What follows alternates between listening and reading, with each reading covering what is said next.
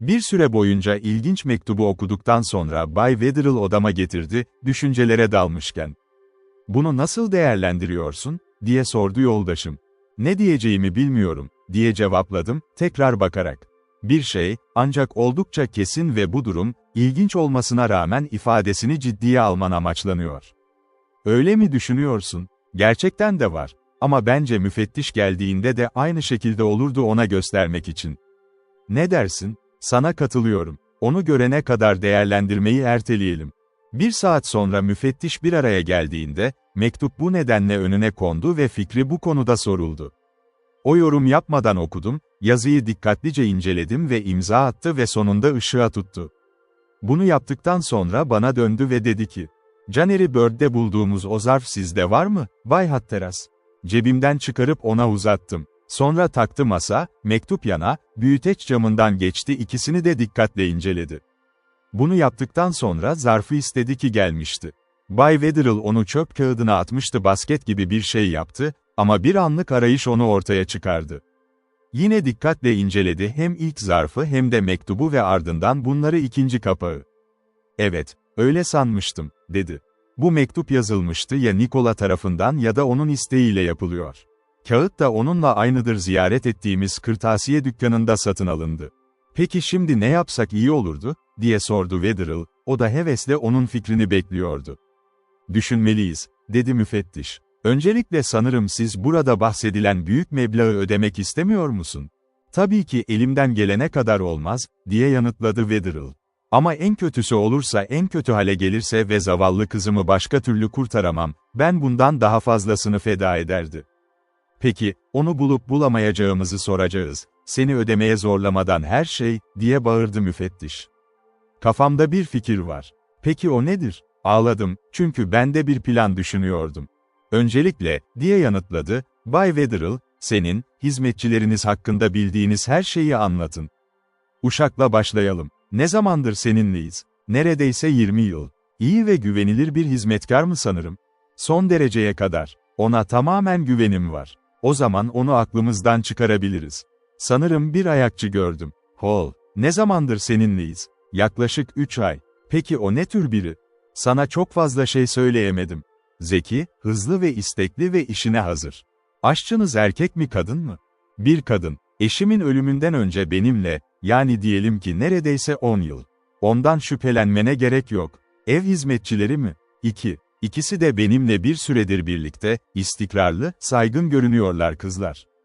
Bir mutfak hizmetçisi de var. Ama neredeyse benimle aynı derecede yanımdaydı, aşçım olduğu sürece, itibarımı onun dürüstlüğüne bağlarım."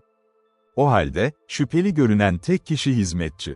Onu yukarı kaldırabilir miyiz?" "Memnuniyetle. Onun için arayacağım." Bay Wetherell zili çaldı ve bir an sonra cevap aldı. Kendisi de adam. "Gel içeri, James, kapıyı arkandan kapat," dedi efendisi. Adam emredildiği gibi yaptı, ama sandığım gibi, biraz rahatsız edici.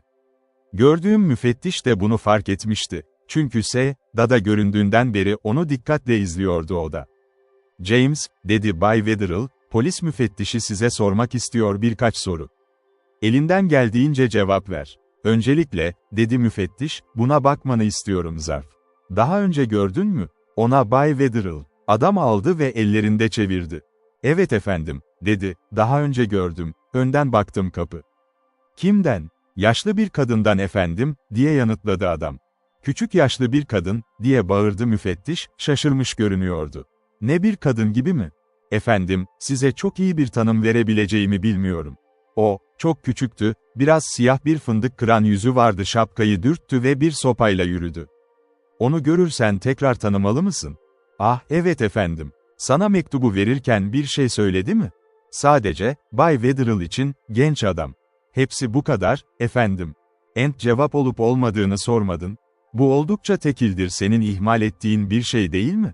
"Bana zaman vermedi, efendim. Sadece elime verdi ve gitti, yine merdivenlerden aşağı."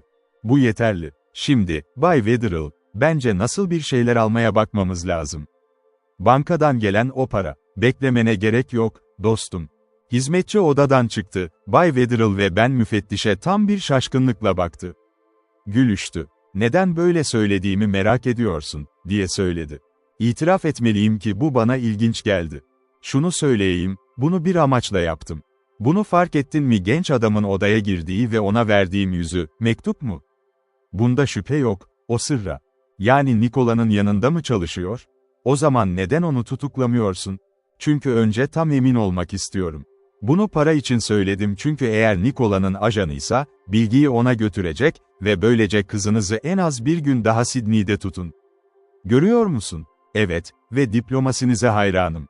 Şimdi planınız nedir? Önce kendi hikayemi söyleyebilir miyim? Dedim. Yap, dedi müfettiş. Çünkü benimki henüz olgunlaşmadı. Peki, dedim, benim fikrim şu. Bay Wetherell'in bankasından bir dizi altın torbası alıp onları kurşun disklerle doldurmak parayı temsil eder ve bu adamın önüne sızmasına izin verir ki o para evde. O zaman bu gece Bay Wetherell su kenarında. Onu bir tekneci kılığına girerek limanda kürek çekeceğim. Biz o mektupta ayarlandığı gibi tekneyi alacak. Bu arada sen diğer taraftan bir polis teknesiyle başlayıp bizi karşılamak için durmalıyız ve adamı tutuklayacağız. O zaman onu Bayan Wetherell'in açıklamasını zorlayacağız, nerede olduğunu ve onun bilgisine göre hareket etmesini istiyor. Ne dersin? Kesinlikle mümkün görünüyor, dedi müfettiş ve Bay Wetherell başını onaylayarak salladı. O anda Markis içeri girdi. O da, onu önceki güne bulduğumuzdan çok daha iyi görünüyordu. Gece geçti ve sohbet farklı bir kanala ayrıldı. Hikayem Bay Wetherell'in yargısına o kadar çok bağlıydı ki, arabasını emir etti ve orada, bankasına doğru yola çıktı. Ben de limana indim, bir tekne ayarlamak ve bitirdikten sonra böylece kasabaya doğru ilerledim. Orada sahte bir sakal aldım, eski bir adamın limanda tembellik edebileceği bir tulum ve bir kötü görünümlü kambur şapka. Eve döndüğümde Bay Wetherell geri dönmüştü. Büyük bir sevinçle beni kendi evine götürdü, çalışma yaptı ve kasasını açtı. Her birinde birkaç kanvas çanta gösterdi, bunun 1000 sterlini basılmıştır.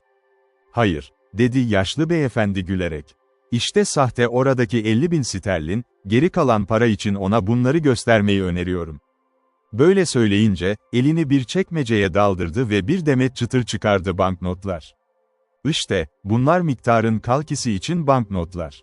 Ama kesinlikle ödeme yapmayacaksın, denemeye çalışacağımızı sanıyordum, para değiştirmeden yaramazları yakala. Öyleyiz, korkmayın. Sadece bu notlara bir göz atsanız hepsinin aptal olduğunu görecek. Onlar benim için teknedeki adama gösteri, karanlıkta geçecekler. Asla korku. Gerçekten çok iyi, dedim gülerek. Mümkün olana kadar düzgün incelendiğinde, polis hazır tutacağız onu. Sanırım gideceğiz, diye bağırdı yaşlı beyefendi, ellerini ovuşturarak birlikte neşeyle, sanırım yapacağız. Ve güzel bir örnek olacak. Yaramazların yansıması. Nikola beni yenebileceğini düşünüyor, ona ne kadar yanıldığını göstereceğim, evet, öyle. Ve bir süre yaşlı beyefendi bu zorlulukla devam etti, kızını tekrar yanında olacağına güvenerek sabah geldiğinde. Ben de güvende çok geride değildim. O zamandan beri Nikola onu ülkeden kaçtırmamıştı. Benim planım öyle görünüyordu, tüm diğerleri onu yeniden ele geçirmemizi sağladı. Ve sadece bu değil, ama umuyorduk ki bu, cezalandıranları cezalandırma fırsatı verecek, ona karşı bir plan kurdum. Birden beynimde bir fikir doğdu ve hemen harekete geçtim. Bay Wetherell, dedim, diyelim ki kızınız tekrar güvende olduğunda, bir kez daha damatın için kendimi sunmayı varsaysaydım, ne söyleyecek misin? Ne diyeceğim, diye bağırdı. Neden, sana söyleyeceğim ki senin olacaksın onu, oğlum, başında 10.000 kutsamayla. Artık seni tanıyorum ve sana bu kadar kötü davrandığımdan beri, sen böyle bir soylu birini aldın, intikam, neden, bunu telafi ederim, yoksa adım Wetherell değil. Ama biz onu ele geçirene kadar bundan daha fazla konuşmayacağız, biz düşünmemiz gereken başka ve daha önemli şeyler var. Ne zaman düşünmeliyiz, bu gece başlıyor musun? Mektup toplantıyı saat 10'a ayarlıyor, en iyisi 9.30'da tekne. Bu arada, sana biraz dinlenme. Bu arada, ayakçının seni fark ettiğini düşünüyor musun, paranız var mı? Yapmalı, çünkü benim için bu odaya taşıdı ve, ne dahası, bugün öğleden sonra tatil başvurusu yaptı. Bu, bilgiyi taşımak için. Çok iyi, her şey çalışıyor mükemmel. Şimdi biraz dinlenmeye gidiyorum. Senin örneğini takip edeceğim. Bu arada erken bir sipariş vereceğim, akşam yemeği. Tam 7'de yemek yedik ve saat 8.30'da ben kendi evimde gittim.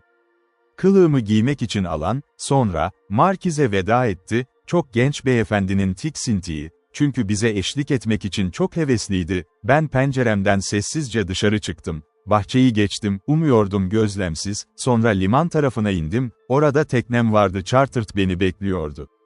Çeyrek saat sonra Wetherells arabayla geldi ve onu görünce karşıya geçip kapıyı açtım. Kılığım o kadar mükemmeldi ki yaşlı beyefendi bir anlığına sanki bana güvenip güvenmemeye karar veremedim. Ama sesim, konuştuğunda, onu rahatlattık ve sonra sahte çantaları taşımaya başladık, para tekneye gidiyor. Bu tamamlanır yapılmaz müdahale ettik. Geminin ortasına oturdum ve kürekleri çıkardım, Bay Wetherell aldı kıçtaki yok hatları. Sonra uzaklaştık ve dışarı çıktık, limana girin. Gece donuk ve bulutluydu, neredeyse hiç yıldız belirtisi yoktu, cennetin uzunluğu ve genişliği, birkaç dakikada bir soğuk, neşesiz bir rüzgar suyun üzerinden savruluyordu. Gerçekten o kadar soğuktu ki önceden çok ileri gittiğimden sonra diğerine bir palto ekleseydim diye düşündüm, kılık değiştirir. Neredeyse hiç konuşmadık ama yavaşça adaya doğru çekildik, mektupta bahsediliyor. Sinirlerimiz üzerinde yoğunluk yoğundu ve ben ne olacağını merak ederken kesinlikle gergin hissettiğimi itiraf etmeliyim. Polis teknesi bizi karşılamaya gelmezse olurdu. Çünkü bizde böyle bir şey vardı, sabah ayarlandı. Yaklaşırken karadaki bir kiliseden 10 çeyrek dakika çaldı. Varış noktamıza 100 metre uzaklıkta. Sonra küreklerimde dinlenip bekledim. Etrafımızda daha büyük teknelerin ışıkları vardı ama hiçbir kürekli tekne yapamadım bak. Wetherell'e fısıldadım, saat öncesi, yaklaşık 5 dakika önce hazır, ve cevap olarak yaşlı beyefendi cebinden bir kibrit kutusu çıkardı. Kasaba saatleri tam olarak bir vesta yaktı, bir alevlendi küçük ve sonra dışarı çıktı. Böyle bir anda bir tekne karanlıktan fırladı sancak yüzüne. İkinci ve üçüncü bir gol attı. Sonuncusu yanarak yandı ve sonra öldü. Az önce bahsettiğim tekneyi kürek çeken adam bir ışık, sonra bir tane, sonra bir tane daha, hızla ardışık bir ışık yaktı. Sahip olmak gösterisini bitirip küreklerini aldı ve teknesini doğru sürdü biz. Konuşma mesafesine geldiğinde sert bir sesle söyledi. Bay Wetherell gemide mi? Buna yoldaşım hemen cevap verdi, sesi titreyerek, evet, buradayım. Para tamam mı? Kaldırıp tutmadığımı görebilir misin, diye sordu Bay Wetherell. Uzun bir konuşma yaparken, sorgu yapanın diğer tarafında Black Boat göründü ve yavaşça ona doğru çekildi. Polis teknesiydi. Hayır, görmek istemiyorum, dedi ses tekrar. Bu sana vermem gereken mesaj. Circular Cuvey'e doğru yaklaşın ve Maid of the Mist barkını buluyorsunuz. Gemiye bin, paranı kadı. İşte cevabını alacaksın. Başka bir şey yok mu, diye bağırdı Bay Wetherell. Bana söylenen tek şey buydu, diye yanıtladı adam, ardından, iyi geceler, dedi. Aynı anda polis teknesi yanına geldi ve hızlı, karanlık bir figürün teknesine girdiğini gördüm ve hemen ardından bir parıltı, adamın yüzüne fener düştü. Küreklerimi aldım ve kenara çektim, onlar, tam zamanında oraya varıp müfettişin adamın kendisini sorduğunu duydular. İsim, James Burbage, diye yanıtladı. Nasıl olduğunu bilmiyorum, bana karşı herhangi bir şey. Lisanslı bir su adamıyım, öyleyim. Çok muhtemel, dedi müfettiş, küçük bir açıklama istiyorum, sen, bu işe nasıl karıştın? Ne, bu mesaj hakkında mı demek istiyorsun? Evet, bu mesaj hakkında. Nereden geliyor? Bunu sana kim verdi? Peki, beni bırakırsan, sana her şeyi anlatacağım, diye hırladı adam. Bu akşam Hen and Chickens'taydım, tam kararmadan önce, bir arkadaşla birlikte bir nobler alıyor. Şimdi bir koy var, pelerini. Beni dışarı çağırdı ve dedi ki, bir kazanmak ister misin? Sufiring, bir sufiring 20 bob. Ben de, aman tanrım, gerçekten var, diyorum. Sonra o, peki, bu gece limana çık ve Shark'ın yanında ol, 10 noktası mı? Ben de söyleyeceğimi söyledim, öyle de oldum. Orada bir tekne göreceksin, içinde yaşlı bir beyefendi var, diyor o, 3 kibrit yakacak ve sen aynısını yap. O zaman ona Bay Wetherell olup olmadığını sor. Eğer, evet, derse, sor para uygunsa ona mı? Ve eğer buna, evet, derse, ona söyle Circular Cuvey'e doğru yaklaşın ve Maid of the Mist barkını bulursunuz. Parasını Kudi'ye götürecek, cevabını alacak işte. Gerçek bu, o yüzden bana bak. Ne istediğini bilmiyorum, dürüst bir adamı tutuklamaya git. Müfettiş su polisine döndü. Burada James Burbage'i tanıyan var mı? 2 ya da 3 ses hemen olumlu yanıt verdi ve bu subayı kararlaştırmış gibi görünüyordu. Çünkü tekrar su adamına döndü ve dedi ki, bazı adamlarım seni tanıdığı için, seni bağışlayacağım. Ama kendi hatırın için eve git ve sessiz kal. Bunun üzerine kendi teknesine geri tırmandı ve adamı gönderdi. Gözden kaybolduğunu anlamak için ne kadar kısa sürede geçiyordu. Sonra kenara çekildik polis teknesinin yanında. "Ne yapsak iyi olurdu, Bay Müfettiş?" diye sordu Bay Wetherill. "Sis'in kızını hemen bul. Kiralık olmayan bir gemi satılık." "Efendim, siz de yoldaşınızla gemiye bineceksiniz ve Kadi. Ama paranızı almayın. Hemen yanına çekileceğiz aşağıdayken ve onların çetesinden biri, ki için göndereceksin. Madeni parayı almak için yukarı çıkacak, onu yakalayacağız ve sonra senin yanına geleceğiz yardım. Anlıyor musun?" "Kesinlikle. Ama gemiyi nasıl bileceğiz? Aslında daha iyi plan senin bizi takip etmen olurdu. Çekeceğiz 100 metre yakında. Buradaki adamlarımdan birinden öğrendim ki beyaz boyanmış, bu yüzden onu tanımakta zorlanmayacaksınız." "Pekala, o zaman, devam et, biz de seni takip edeceğiz." Polis teknesi de yola çıktı ve biz yaklaşık 50 yard takip ettik arkasında. Şimdi yoğun bir çiseleme yağıyordu ve kesinlikle bir onu göz önünde tutmak kolaydı. Bir süre boyunca devam ettik. Şu anda ona yaklaşmaya başladık. Çeyrek saat içinde yanında. "İşte senin işte," dedi müfettiş, büyük bir kişiye işaret ederek gemi sağdan solgun bir şekilde sancak tarafımıza doğru görünüyordu. "Kenara çek onu." Talimatlarını takip ettim ve geminin yanına varıp kazadım boyasmayı hızlandırdı ve sonra gemiye tırmanıp yardım etti. Bay Wetherill de aynısını yapacak.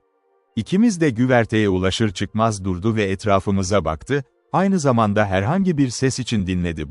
Buluşmaya geldiğimiz adamların varlığını ilan edebilirdi. Ama yukarıdaki kefenlerin içindeki rüzgarın iç çekişi dışında, kasvetli blokların gıcırdısı ve güverteye damlayan nem, hiçbir işaret yoktu duyulmak için. Bu yüzden başka çare yoktu. Yolumuzu ilerletmek, aşağıya elimizden geldiğince aşağıya geldik. Neyse ki önceden düşünmüştüm ve onu getirmiştim, yanımda küçük bir mum parçası vardı, ki çok rahat bir şekilde geldi. Şu anki noktada, Kadi'yi gördüğümüzde, yoldaşa ulaştığımızda merdiven, tam bir karanlığa sarılmıştı. Çok dikkatli bir şekilde içeri adım attım, mumu yaktım, sonra Bay Wetherill peşimdeyken, yoluma devam ettim merdivenlerden aşağı. En altına vardığımızda kendimizi oldukça büyük bir salonda bulduk. Eski kafalı tip. Her iki tarafta 3 kulübe vardı. Aşağıya indiğimiz yoldaş merdivenin dibinde, uzun bir çarkın hemen arkasında yastıklı dolap, üzerine bir masa vardı.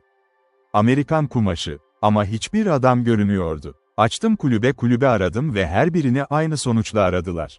Biz gemide açıkça tamamen yalnızdı. "Bütün bunlar hakkında ne düşünüyorsun?"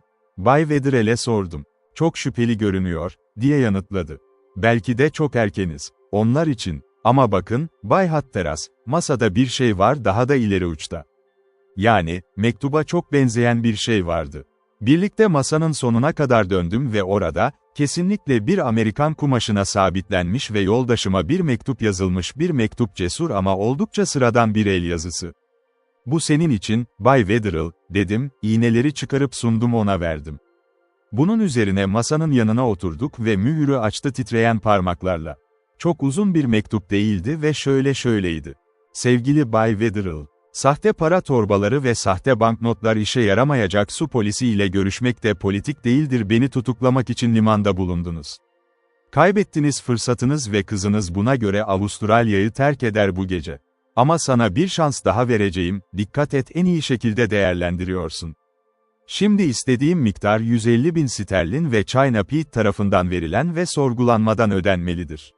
Her türlü bir şey. Eğer buna razıysanız, şöyle duyurun, I will pay, W, and give stick, acı köşesinde Sydney Morning Herald, bu ayın 18, 19 ve 20'sinde. Sonra sizinle anlaşmalar yapılacak. Bilen adam, aman tanrım, her şeyi mahvettim, diye bağırdı Bay Wetherill mektubu koyarken masanın üzerine ve, kim bilir? Zavallı çocuğumu öldürmüş olabilirim. Onun acısını görünce onu teselli etmeye çalıştım, ama faydası olmadı. O planımızın başarısızlığıyla tamamen çökmüş gibi görünüyordu ve eğer doğrusu, benim kalbim de aynı derecede ağırdı. Bir şey çok fazlaydı kesinlikle, kampımızda bir hain vardı. Birisi bizim sezgimizi duymuştu, planlarını ve başka yerlere taşıdı. Ayakçı olabilir mi? Eğer öyleyse, ona karşı yeterli kanıt topladığımda onun için ateşli olmalıydım. Ona kesinlikle söz verebilirim. Bunu düşünürken, eşlik eden merdivenlerde bir ayak sesi duydum ve bir an sonra müfettiş ortaya çıktı. Bizi yalnız bulmanın şaşkınlığı, tek bir mumun ışığında bir mektubu okumak kesinlikle anlaşılıyordu. Çünkü bize doğru gelip otururken dedi. Neden, bu nasıl bir şey? Nerede adamlar, öyle mi? Yok, güzel bir şekilde satıldık, diye cevapladım, ona mektup. Daha fazla yorum yapmadan inceledi ve bunu yaptıktan sonra, masada parmaklarıyla davul çalıyordu, düşünceli bir şekilde. Bizi veren kişiyi kendi evinizde aramamız gerekecek, defoldu, Bay Wetherell, dedi sonunda. Bunu yönetenler ilişkiler günümüzde erkeklerin yapıldığı kadar tatlıdır, ölçmek bir zevk, kılıçları onlarla birlikte. Sence bir sonraki hamlemiz ne olmalı? Eve mümkün olduğunca hızlı git. Seninle döneceğim, konuşacağız, tamam. Burada kalmamızın bir anlamı yok. Bunun üzerine güverteye çıktık ve tekrar verimize indik. Bu müfettiş bizimle birlikteydi, polis teknesi yola çıkarken liman başka işlere göre. Onu dışarı çektiğini gördüğümüzde karanlıkta, sahte parayı denize attık, kıyıya çıktık, ilk bindiğimiz yere karaya çıktık ve sonra Bay Wetherell'in evi. Saat 12'yi oldukça geçmişti. Oraya ulaştık ama uşak hala bizim için oturuyordu. Onun hayal kırıklığı da bizim kadar keskin görünüyordu. Çünkü bizim genç metresi olmadan geri döndü. Bizi çalışma odasına kadar takip etti, alkol ve bardaklar, sonra efendisinin talimatıyla yatak. Şimdi, beyler, diye başladı Bay Wetherell, kapı kapandığında konuyu iyice konuşalım. Ama başlamadan önce, izin verir misin, sana puro teklif eder mi? Müfettiş bir tane aldı ama ben reddettim, pipo tercih ettiğimi belirttim. Ama pipom yatak odamdaydı, o da diğer taraftaydı, geçiş, onlardan beni beklemelerini istedim, sonra onu almaya gittim. Kapıyı arkamdan kapattı. Ama öyle oldu ki boru kutusu taşınmıştı ve onu bulmam birkaç dakika sürdü. Sahip olmak, ancak bunu yaptıktan sonra mumumu üfledim ve odadan çıkmak üzereydim, ki tam çalışma odasının tam karşısında, yeşil bayize kapısını duydum, geçidin sonunda açılır ve hafif bir ayak sesi gelir, koridor. Hemen tamamen hareketsiz durdum ve kim olduğunu görmek için bekledim, belki de öyle olabilir. Adım yaklaştıkça yaklaştı, ta ki yarı karanlıkta gördüm bir salon hizmetçisinin güzel figürü. Parmak uçlarında sessizce yukarı çıktı, çalışma odasının kapısına kadar eğilip anahtar deliğinde dinledi. Hemen tetikte oldum, onu izlemek için tüm sinirlerimi zorladı. Çünkü neredeyse 5 dakika orada durdu ve sonra etrafına bir bakış attı, tekrar sessizce koridorda parmakları yürüdüm, ardından bayize kapısını kapattı o. Güvenle duymaz kılınca çalışma odasına geçtim. Her ikisi de müfettiş ve Bay Wetherell bir şeyler olduğunu gördüler ve bana soru soracak. Ama elimi kaldırdım. Soru sorma, ama bana senin kadar hızlı ve neredeyse söyle, son 5 dakikadır konuştuğunuz şey, ben, dedi. Neden? Soru sormak için durma. Aceleliğimin önemine inan. Neydi o? Bay Wetherell'e sadece önerdiğim adımlar hakkında bir fikir veriyordum almak için, dedi müfettiş. Teşekkür ederim. Şimdi gidiyorum. Benim için dik oturma, Bay Wetherell, gidiyorum, sonunda doğru kokuyu bulmamızı sağlayabilecek bir ipucunu takip etmek için. Ben bilmiyorum, sanırım gelseniz iyi olur, Bay Müfettiş, ama burada tekrar buluşacağım saat 6'da. Açıklayamazsın sanırım, dedi sonuncu, biraz bakarak homurdandı. Korkarım hayır, diye yanıtladım, şunu söyleyeyim, birini gördüm bu kapıda dinleyen kadın hizmetçiler. Yanılıyorsam gidecek haberini aldığı için değil ve onu izlemek istiyorum. İyi geceler. İyi geceler ve sana da bol şans. Başka bir kelime etmeden botlarımı çıkardım ve onları benimle taşıdım. Elini odadan çıkarak sabah odasına indim. Bu daire, bahçeye bakıyordu ve bir pencere vardı. Büyük ağaç. Açtığımda, dışarı atladım ve dikkatlice kapattım. Sonra bir an durup botlarımı giymeye devam ettim, sessizce aşağı indim, patika, alçak bir duvarı atlayıp arka sokağa geçti. Yaklaşık 50 tüccarların girişinden birkaç metre uzakta, ancak Sven'in karşı tarafında. Yolun ortasında büyük bir Moreton Bey incir ağacı vardı. Bunun altında durdum ve eve dikkatle göz dikti. Karanlık bir geceydi, öyle ki karşıdaki herkes için son derece zor olurdu varlığımı tespit ettiler. Birkaç dakika bekledim ve merak etmeye başladım ki, yapabilir miyim, kandırıldım, yumuşak bir mandal tıkırtısını duyunca ve bir sonraki an küçük karanlık bir figür sokağa bayıldı ve kapıyı kapattı onu. Sonra, gizemli olan için karar vermek için bir an durakladı bir kadındı, hızla şehre doğru yola çıktı. Ay yaklaşık 100 metre arkasında takip etti. Bir polis hariç, bana çok sert baktı, gerçekten de yaptık bir ruhla karşılaşmadım. Bir iki kez neredeyse onu kaybediyordum ve vardığımızda şehrin kendisini görmeye başladım. Küçülmenin benim için iyi olacağını bizi ayıran fark, eğer veda etmek istemeseydim onu tamamen aldı. Buna göre adımlarımı hızlandırdım ve bu şekilde biz bir sokağı aşağı, diğerinden aşağı, ta ki benim ulaşamadığım yere ulaşana kadar düşünmek için Sydney'in en alt çeyreği olmalı. İkisi de Çin isimleri ve tabelalar, deniz malzemeleri, slop dükkanları, ayrıca rehinciler ve publar bolca bulunuyor. Bu bölgede ise çok az sayıda sakinlerin yatağın ne anlama geldiği hakkında herhangi bir fikri var gibiydi. Gruplar somurtkan görünümlü erkekler ve kadınlar köşelerde ve birinde bazen peşimden kovaladığım kişi onlar tarafından durduruldu. Ama o kendine nasıl bakacağını biliyordu. Çünkü yakında yoluna devam ediyordu yine kendi yoluyla. Uzun ve kirli bir sokağın sonunda durdu ve baktı onun hakkında. Yolun karşısından hemen geçmiştim ve henüz 10 yaşındaydım birkaç metre arkasında. Şapkamı yüzümü korumak için iyice aşağı çekiyorum ve ellerimi ceplerime sokup sendeledim ve sendeleyerek ilerledim, işimi yaptım sarhoş bir adamın yürüyüşünü taklit etmek en iyisi. Sadece beni gören, o köşe evin penceresine çıktı ve parmaklarıyla vurdu camın üzerine 3 kez vuruldu. 20 sayamadan kapı ev açıldı ve o içeri girdi.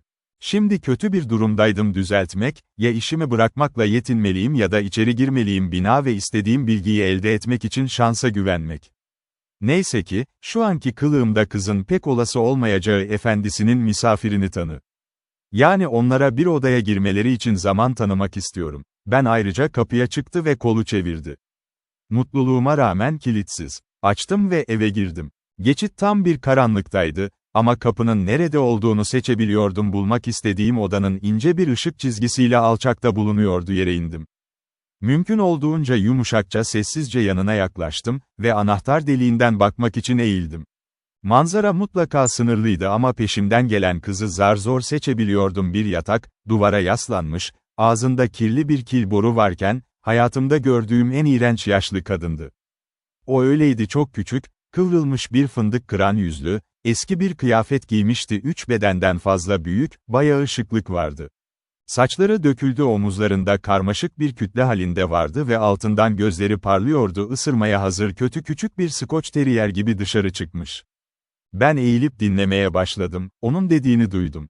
Pekala, sevgilim, ve ne kadar bilgin var beyefendi, bu saatte bu kadar üzücü mü var? Sadece polislerin gün doğarken Mary Duchess'ı aramaya başlayacağını söyledim. Müfettişin kendisi de böyle dediğini duydum. Gün ışığında mı, diye kısık sesle seslendi yaşlı cadı. Onlara mutluluk diliyorum. Aramalarını yapıyorum, onlar. Başka haber var mı, sevgilim? Usta ve o uzun bacaklı Hatteras bu gece dışarı çıktı liman aşağısına. Yaşlı adam eve bir sürü para torbası getirdi, ama ne oldu içinde sadece mankenler vardı. Bunu da biliyorum, sevgilim.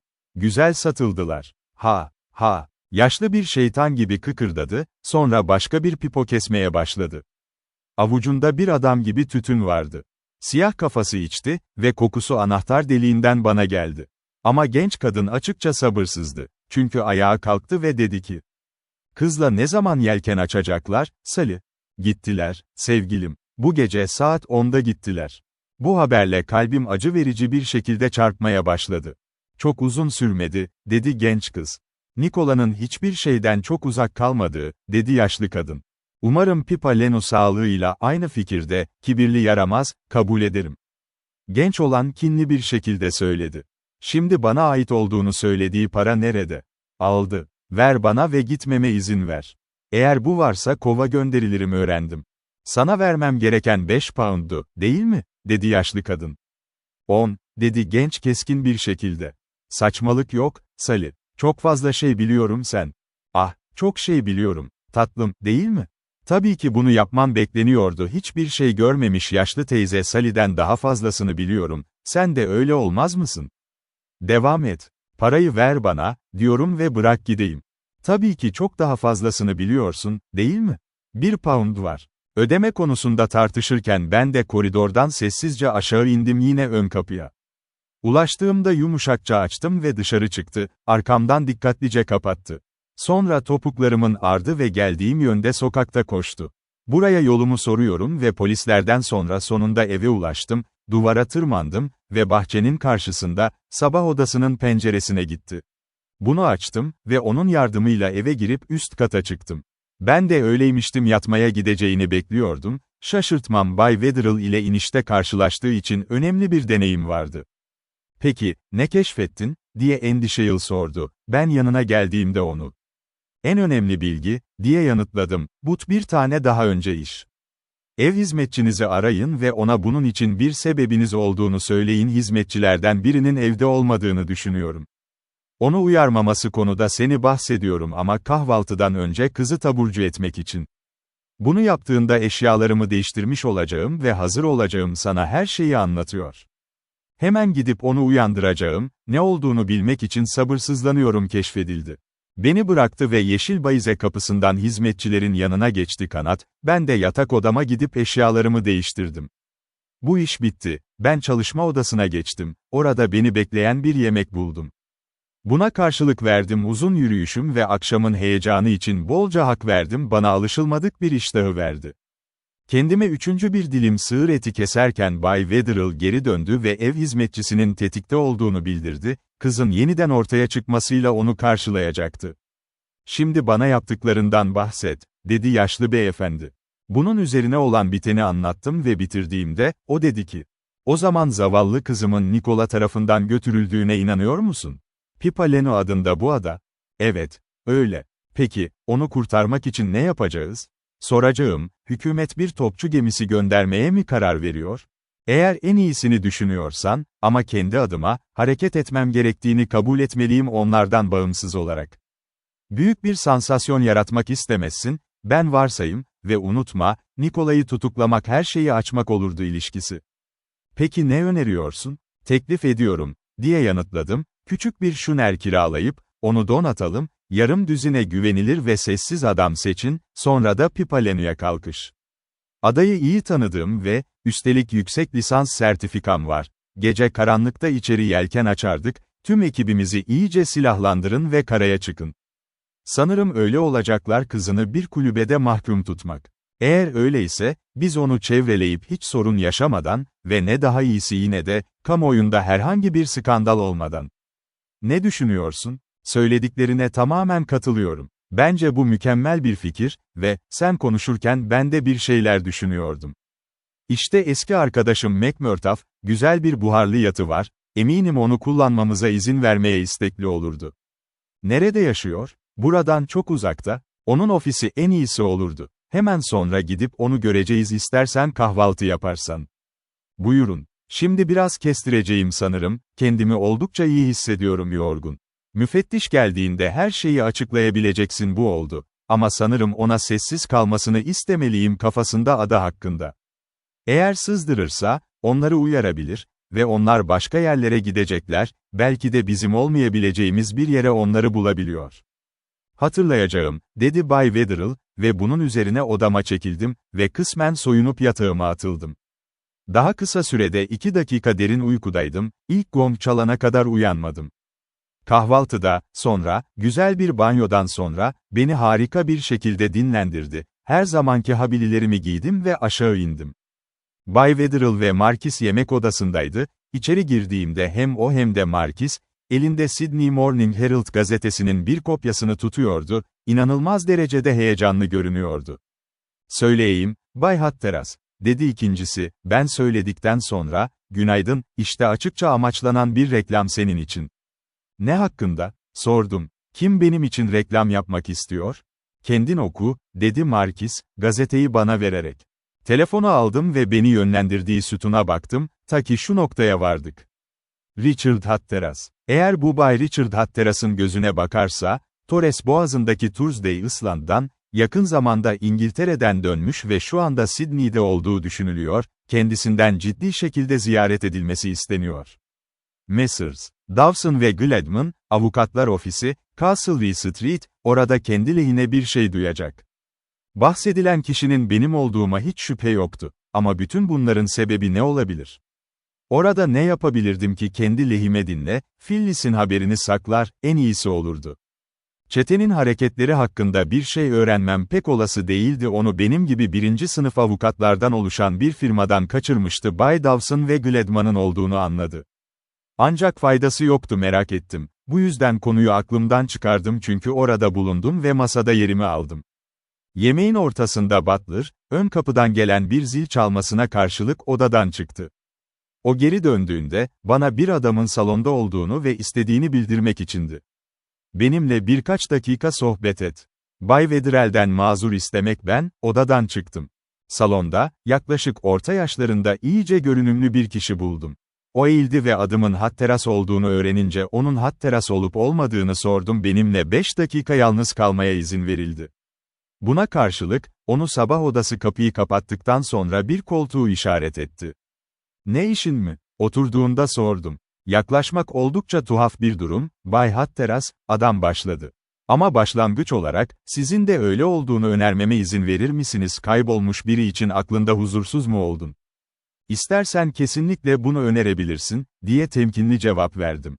Bir adamın o kişinin hakkında bir ipucu verebileceği bir şey olsaydı, nerede, sanırım size faydalı olabilir, diye devam etti, gözlerinin ucuyla beni ustaca izliyordu. Çok faydalı, diye yanıtladım. Bunu yapabilecek durumda mısın? Sana biraz yardım edebilirim, dedi açık. Tabii ki bana değecek bir şey varsa. Değer zamana değer, ne diyorsun? Peki, 500 pound diyelim mi? Bu büyük bir miktar değil gerçekten güvenilir bilgiler. 1000 tane sormalıyım, çünkü yaşadığım tehlike, ilişkiye karışıyorum. Sadece ben kendimi baba olarak görüyorum ve bu yüzden yapıyorum. Anladım. Şunu söyleyeyim, 500'ü fazla buluyorum. O zaman maalesef takas yapamayız. Üzgünüm. Ben de öyleyim. Ama ben bir domuz almayacağım. O zaman 400 mi diyelim? Hayır. Ne 3, 2 ya da 1. Bilgilerinizin bir değeri varsa, ben bunun için sana 50 pound vermekten çekinmem. Ama umursamam daha fazla. Konuşurken, mülakatı sonlandıracakmış gibi ayağa kalktım. Anında benim ziyaretçi farklı bir ton benimsedi. Benim hatam cömertliğim, dedi. Bu benim mahvolduğum şey, sen 50 dolara alacağım. Parayı ver, sana anlatayım. Asla, diye yanıtladım. Önce bilgiyi duymam lazım. Güven sayın yargıç. Söylediklerin bir değeri varsa, 50 veririm bunun için pound var, şimdi ne oldu? Efendim, öncelikle anlamalısınız ki ben 1-2 akşam önce Pitt Street köşesinde, 2 adam yanımdan geçerken içtenlikle konuşuyorlardı. Onlardan biri uzun boylu ve güçlü bir adamdı, diğeri küçük bir adam. Hayatımda hiç iki daha kötü görünümlü yaramaz görmedim. Tam yanıma geldikleri anda, biri diğerine şöyle der, korkma, kızı saat 8'de istasyona getireceğim. Diğerleri ise anlayamadığım bir şey söyledi, sonra gözden kayboldum onlar. Ama duyduklarım kafamda kaldı ve buna göre gittim istasyona gidiyor, saat bitmeden biraz önce oraya varıyorlar. Ben yapmamıştım gördüğüm iki adamdan en küçüğünden çok önce oradaydım. Street platforma çıktı ve etrafına bakmaya başladı. Yüzünden onun, diğer adamı bulamadığı için hiç memnun görünüyordu onu bekliyordu. Bir tren peronda yanaştı ve hemen başlamadan önce, diğerini ve ağır bir duvak takmış genç bir hanımı gördüm çabuk gel. İlk adam onları gördü ve küçük bir çığlık attı mutluluk. Çok geç kalacağını sanmıştım, diyor. Bundan korkma, der diğeri ise birinci sınıf bir arabaya atlayıp kıza peşinden bindi, ki o da ağlayarak bakıyordu, gördüğüm kadarıyla. O zaman platformdaki adam, diğerine diyor ve o da dışarı doğru eğiliyordu. Pencere, Burke'dan bana yaz ve nasıl gidiyor olduğunu anlat. Sen, diyor arkadaşı, ve gözünü üzerinde tutmayı unutma şapka terası. Korkma, diye cevap verdi platformdaki adam. O zaman nöbetçi ıslık çaldı ve tren istasyondan çıktı. Doğrudan kaçabildim ve bu sabah ilk iş buraya geldi. Şimdi bilgilerim sende ve o 50 pound için seni rahatsız edeceğim. O kadar hızlı değil, dostum. Hikayen çok iyi görünüyor ama bir soru sormak istiyorum. Önce birkaç soru. Daha büyük adam, Burke'a giden adam, sol gözünde derin bir kesik mi? Şimdi düşününce, öyle yaptı. Bunu sana söylemeyi unutmuştum. Yani o muydu? Ama emin misin Bayan Wetherell'di? Hatırla bir duvaç takıyordu. Saçının keten renginde olup olmadığını görebilir misin? Çok hafifti. Ama hangi renkte olduğunu doğru göremedim. Açık bir renkten emin misin? Oldukça eminim. İstersen mahkemede buna yemin edebilirim. O zaman sorun değil, çünkü bana hikayenin bir uydurma olduğunu gösteriyor. Gel, bu evden çık yoksa seni dışarı atarım. Sen alçak, 2 iğne, sana hayatın boyunca hatırlayacağın kadar bir dayak vereceğim. Öyle bir şey yok, vali. Deneme. O 50'yi bize ver Kuit. Bununla birlikte alçak bir tabanca çıkardı ve bana doğrulttu. Ama tekrar tehdit etmeden önce bileğini bir taneyle tuttum, diğeriyle tabancayı kaptı ve onu elinin üzerine sertçe bıraktı. Tekrar halının üzerine. Şimdi, sen kabalak, diye bağırdım, seninle ne yapacağım, düşünmek mi? Kalk ve evden çık, yoksa çizmemi sana götüreceğim. Ayağa kalktı ve kıyafetlerini taramaya başladı. 50 poundumu istiyorum, diye bağırdı. Buraya tekrar gelirsen istediğinden fazlasını alacaksın, dedim. Dışarı çık git. Bunun üzerine yakasından tutup odadan sürükledim koridor, uşakçının şaşkınlığına, ön kapıdan ve sonra onu merdivenlerden tekme attı. Çakılların üzerine yığılmış halde düştü. Peki, güzel adamım, dedi orada uzanırken, bekle, ta ki seni dışarı çıkarıyorum. Seni tamir edeceğim, yanılma. Onun odasına hiç dikkat etmeden tekrar yemek odasına döndüm tehditler. Hem Bay Wetherill hem de Beckenham olanların tanıklığı oldu ve şimdi onun ziyaretiyle ilgili bana soru sordular. Onlara verdim adamın bana anlattığı ve onları buna ikna ettiği hikayenin bir özeti saçmalık. Sonra Bay Wetherill ayağa kalktı. Şimdi McMurtough'u görmeye gidelim mi?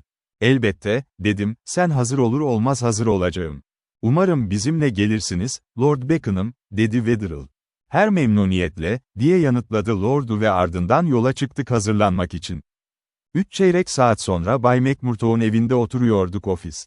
Röportajın sonucu olarak, Bay McMurtagh planlarımızı söylediğimiz anda ve kendini ifade ettiğimiz anda yatını böyle iyi bir amaç için ödünç vermekten memnun oldu. Keşke seninle gelebilsem, dedi, ama maalesef öyle oldukça imkansızdı. Ama teknemde çok hoş karşılanırsınız. Yapacağım sana bir mektup verebilir ya da kaptana bir tane gönderir, böylece o bugün denize hazırlandı. Onu erzakla mı bulacaksın, yoksa bakacak mısın? Buna bakacağız, dedi Wetherill. Tüm masraflar tabii ki benim olsun. Diye düşündüğün gibi, eski dostum, diye karşılık verdi McMurtagh. Nerede yatıyor, diye sordu Wetherill. Sahibi bize yön verdi ve ardından içtenlikle teşekkür ettikten sonra, onu aramaya çıktık. Yaklaşık 100 kişilik güzel bir gemi 50 tonluk bir yük ve iyi bir deniz teknesi olması gerektiğini düşünüyordu. Bir veri kiralamakta ona çekildik. Kaptan aşağıdaydı vardığımızda ama bir dolu onu güverteye çıkardı. O zaman Bay Wetherill görevimizi açıkladı ve sahibinin mektubunu verdi. Okudu ve bunu yaptıktan sonra, hizmetinizdeyim, beyler. Bay McMurtough'un burada söylediklerinden anladığım kadarıyla zaman kaybedecek bir şey olmadığını öğren, izin verinle ben hemen çalışmaya devam ediyor. İstediğin kadar kömür sipariş et ve görevliye de aynı şeyi yapmasını söyle, kendi departmanında ihtiyaç duyabileceği her şey. Faturalar şu adrese gönderilmelidir ben.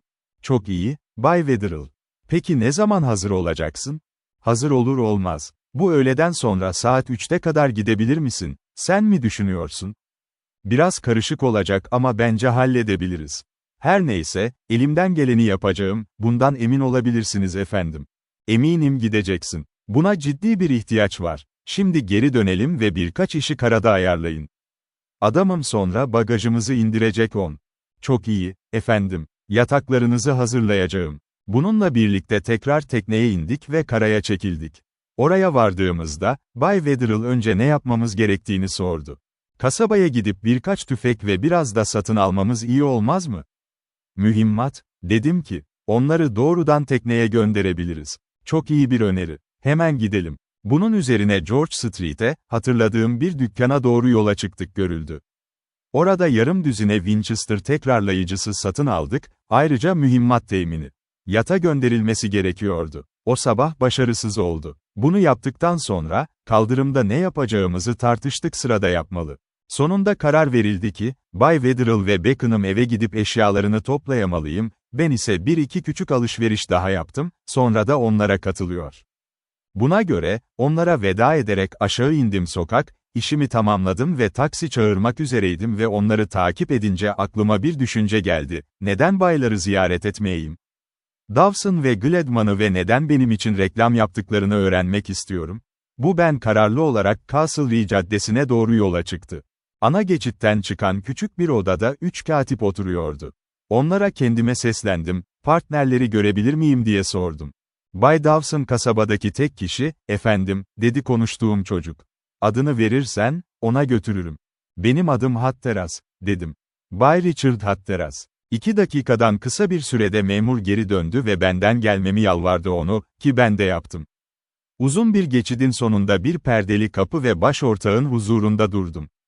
Sizi tanımaktan büyük bir zevk duyuyorum, Bay Hatteras, dedi, bir sandalyedeki çapaya geldim. Reklamımızı fark ettin, sanırım.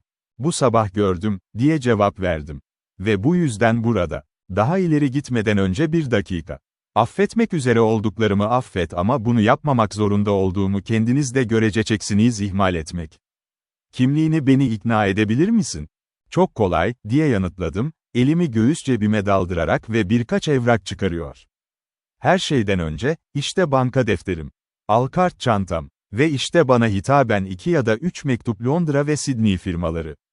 Sayın S.Y.L. Westerwedderell, Koloni Bakan, eminim bana kefil olmaktan memnuniyet duyarım. Bu yeterli mi? Seni ikna etmek için mi? Fazlasıyla yeterli, diye gülümseyerek yanıtladı. Şimdi sana söyleyeyim. Bizi çağırmanı istediğimiz amaç. Burada bir çekmece açtı ve bir mektup çıkardı. Her şeyden önce, şunu anlamalısın Messrs. Ativin, Dobbs ve Forsyth'un Sydney ajanları, Furnivall, S'dan INN, Londra.